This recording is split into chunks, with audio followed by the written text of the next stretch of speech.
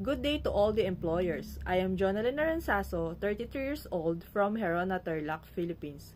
I am married with two lovely children, ages 13 years old and 6 years old. I am a high school graduate, but I study and graduated a caregiving course. I have a work experience here in the Philippines and in Hong Kong as a maid or helper.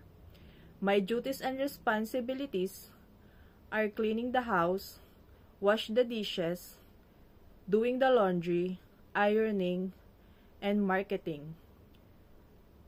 I taking good care of the child, drop off and pick up the child in school.